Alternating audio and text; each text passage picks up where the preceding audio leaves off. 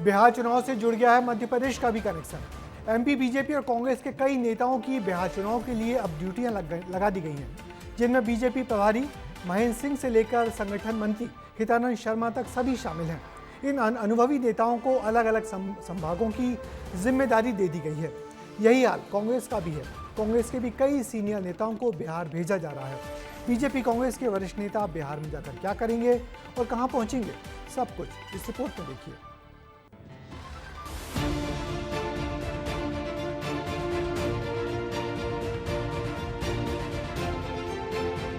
बिहार चुनाव का काउंटडाउन शुरू हो चुका है।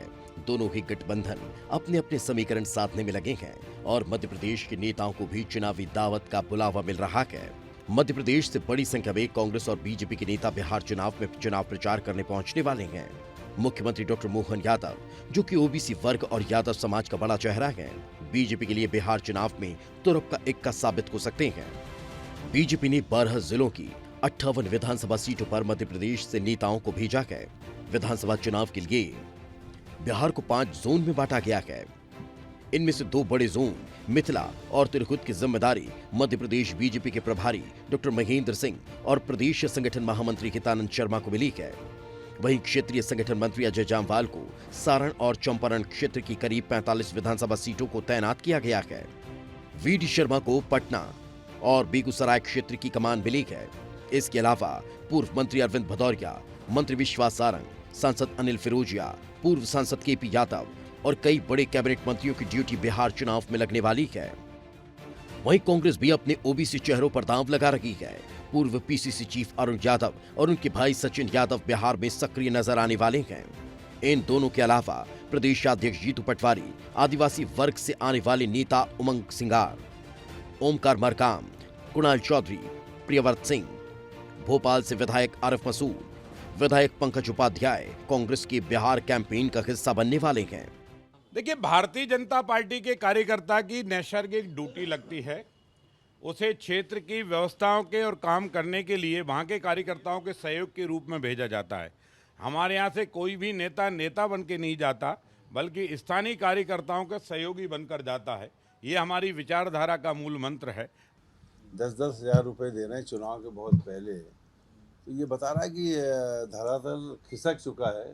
जहाँ तक कांग्रेस का सवाल है कि राहुल गांधी की 18 दिन की वहाँ पे यात्रा बिहार में निकली, तो जन सैलाब उमड़ा था, उससे परेशान होके आज भारतीय जनता पार्टी मैनेजमेंट में लगी है। बिहार में लगभग 25% ओबीसी रहते हैं, जिनमें 14% आबादी यादव वोटर की है और दोनों ही पार्टियों की नजर इस वोट बैंक को साधने पर है। कांग्रेस दिल्ली से लेकर बेंगलुरु तक ओबीसी महासम्मेलन कर चुकी है, तो राहुल गांधी आरक्षण और ओबीसी की सियासी पिच पर फ्रंट फुट पर बल्लेबाजी कर रहे हैं। और उधर यादव चेहरे के रूप में तेजस्वी इंडिया गठबंधन के सारथी बने हुए हैं, जिसके काट ढूंढना बीजेपी के लिए बेहद जरूरी है। और यही वजह है कि मुख्यमंत्री डॉक्टर मोहन यादव बिहार में बड़ी भूमिका निभा सकते हैं। कांग्रेस में उस तरह का काम होता नहीं है, लेकिन कांग्रेस आप देखें ना कि अपने आप को बदलने की कोशिश कर रही है। लेकिन जैसे आदिवासी है, तो आदिवासी बिहार का अलग है, मध्य प्रदेश का अलग है, तो ज़्यादा प्रभाव नहीं पड़ता। ऐसे में वहाँ लालू यादव भी बड़ा चेहरा है, लोकल यादव हैं। लोकल यादव और जो एक बाहर के यादव का जो फ़र्क होता है, वो हमने लोकसभा चुनाव में देखा था। उसका कोई बहुत ज़्यादा फायदा मिलता नहीं है। बिहार इलेक्शन से पहले राहुल गांधी वोट चोरी और एसआईआर के नाम पर नैरेटिव सेट करने में लगे हैं।